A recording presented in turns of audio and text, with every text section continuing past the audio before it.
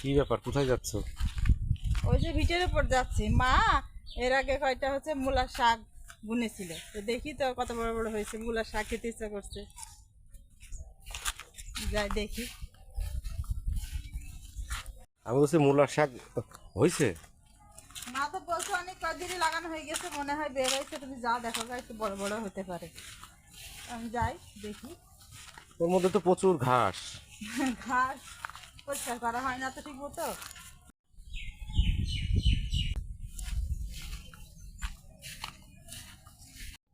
এই দেখো এক গাদা ঘাস জমেছে, এর ভিতর থেকে কুটে কুটে কয়টা পাইছি।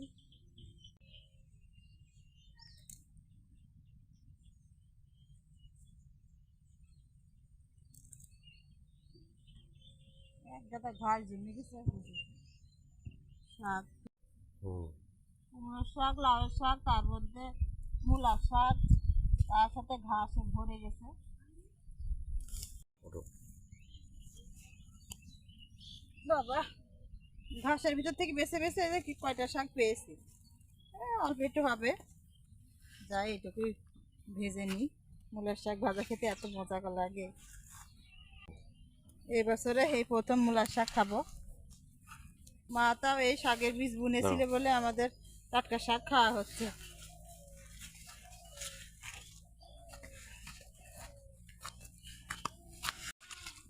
শাকের গুঁড়াগুলোতে কাদা,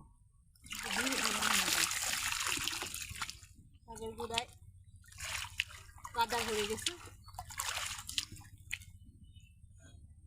ধুয়ে নিয়ে যাই।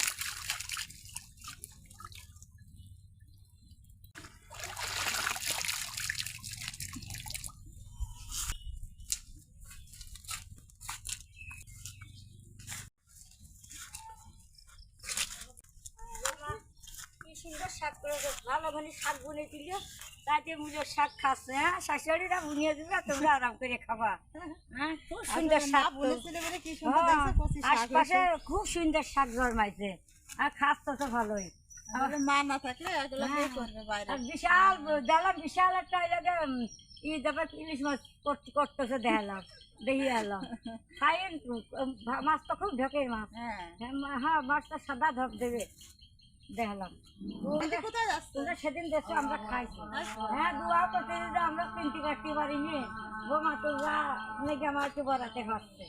শাকে অনেক কাদা ছিল, ধুয়ে নিয়ে এসেছি, নিয়ে এসে বেছে নিয়েছি। এখন কুচি করে নিচ্ছি।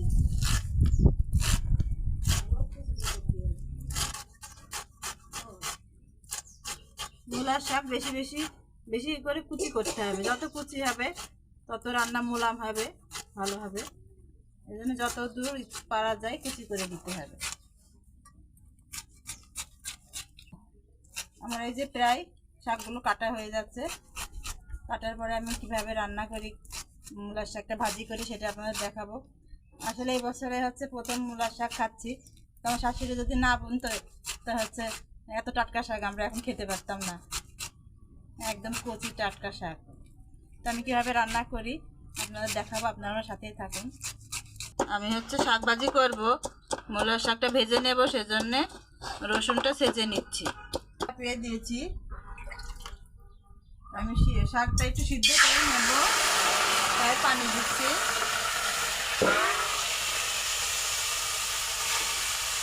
আমি একটু ভালো করে শাকটা সিদ্ধ করে নেব। সিদ্ধের সময় দিব একটু লবণ, পেঁয়াজ, রসুন চেঁচা আর কাঁচামরিচ দিয়ে আমি শাকটা ভালো করে সিদ্ধ করে নিব। এই যে আমার শাকটা সিদ্ধ হয়ে গেছে, আমি এখন নামিয়ে নিয়ে তেলে দিব। তেল দিচ্ছি, পেঁয়াজ কুচি, রসুন আর কয়েকটা কাঁচামরিচ। এই যে আমার পেঁয়াজটা লাল হয়ে গেছে, আমি শাকটা দিয়ে দিচ্ছি।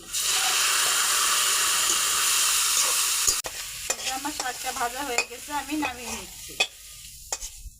আমার মূলার শাক ভাজা রেডি।